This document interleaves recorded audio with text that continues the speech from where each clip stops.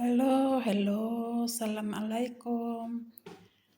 Ayan, andito kami sa may lugar ng Marrakech. Marrakech na ang pangalan ay Miss. Isa siyang lugar na parang farm. Ito yung bahay na parang luma na. Ayun o, yung plancha na sa unang panahon pa. At saka itong banga na malaki. Ayan o. At saka ang dami niyang yung mga gamit niya na ang daming gamit na mga old na style. Mga bubong niya, yan o. Bubong. Yan. Mga halata talagang luma na bahay. Parang tourist na bahay pa. Ayan o. Yan mga yan. Ito. Mga ayan na yan. Mga luma na yan. Parang mga antique siya. Pero yung swimming pool sa labas, maganda bago pa. Pero itong loob ng bahay, mga antique yung laman. Yan ang mga bubong niya. Bubong niya, lumang style. Yan o yung kisame niya. Ang kisame niya ay kahoy na may mga style. Mga guhit-guhit ba? Ayan, ilaw niyo. Lumang style din. Ayan o, yung kisame niya, yung kahoy niya, na ang ganda ng decoration niya. Halatang lumang-luma na mga style na decoration nila. Ayan din o. Ayan kisame nila. Mga wall, mga frame, ang luluma na. Yung mga kahoy na yan o. Lumang mga kahoy. Tingin ko antique yan. Kasi parang ang bigat kong buhatin. Ayun. Itong lamis na yan o. Luma din. Yan ang upuan. Tsaka yung floor nila, lumang style din. Maliit lang siya na bahay, pero maganda ang decoration niya. Yung mga upuan niya.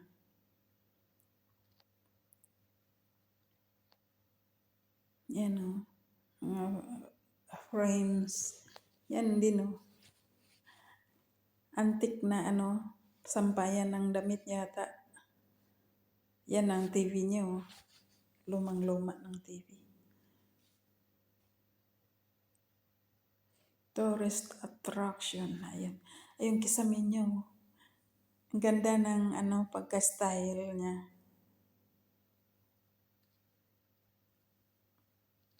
Ngayon pa lang ako nakakita ng ganito na style na bahay. Na antique, masyado. Ayan, mga upuan o. Lumang kahoy. Yan, dito tayo sa may kusina. Banda yun, kusina. Ay, hindi. Sala pala to. Yun o, may style sila. Decoration style. Parang star. Wala siyang tubig, pero parang tinanggalan lang ng tubig. May tubig siya eh. Parang mayroon siyang labasan na tubig. And ang kisame niya. Ganda rin ang kisame niya. Yung ilaw niya. Yung kisame niya ay parang forma siya ng bola. Ang ganda. Ayan, may decoration pa siya na iba na parang yan o. Yung style niya nito. Yan o. Yan ang style ng kisame. Ganda ng style ng kisame ng bahay na to. Yan o. Yung isa pa. Dito naman sa banda ng labasan. Mga frame niya. Yan ang labasan o. Yan ang may kwarto nitong isa yata. Ewan ko kung anong laman. Ito labasan niya. May mga decoration din. Yan o, pintuan niya o. May mga decoration. Kisame niya, iba ang style ng decoration niya.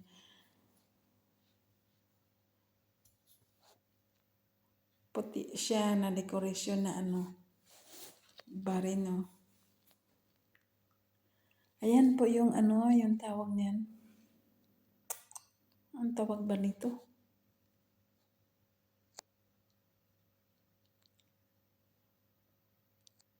Ayun o, yung mga na yan, yung tawag niyan, mga pictures na yan. Ang light niya, ibang decoration naman. Ito naman, sa kusina. Yan ang kusina niya. Yung cabinet nila, lumang style na kahoy. Yan o.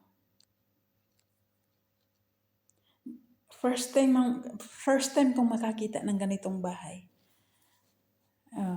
Yan o. Ang cute niya. Makalumang style. Dito sa Morocco, murang style. Ito naman halaman nila o. Dito tayo sa halaman. Ang daming bees na lumilipad. Kinakain nila yung sweet ng halaman.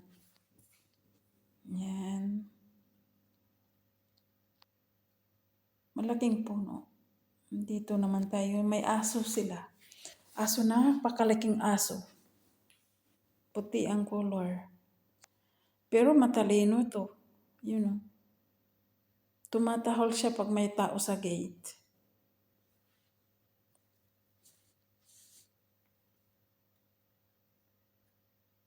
Hindi mainom ng tubig. Nauuhaw ata.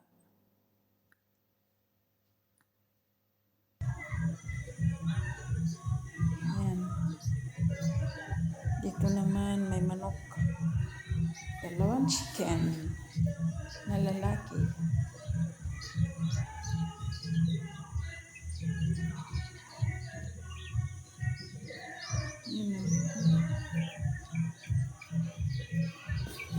Nanghihingi ng pagkain. Walang bigas. Walang kanin din. Ay, tinapay lang.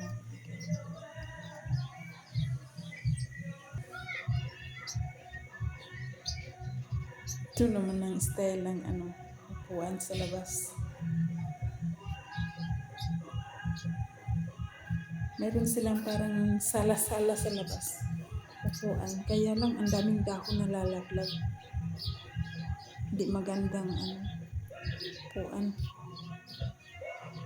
Hindi magandang tambayan. Parang may surot ata dito. Kasi exposed sa labas eh. May alikabok. Punta naman tayo sa kabilang bakod.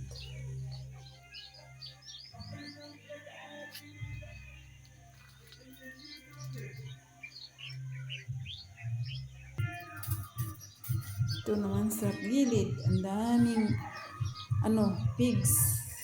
Ang daming hinog na pigs. Ang ganda. Ang sarap kainin. Mamaya mangunguha tayo dyan. Paalam muna tayo kung pwedeng manguha ng pigs.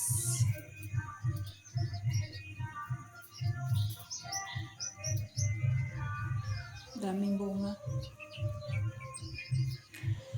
Ayan lang po. Maraming salamat sa panonood. Bye-bye.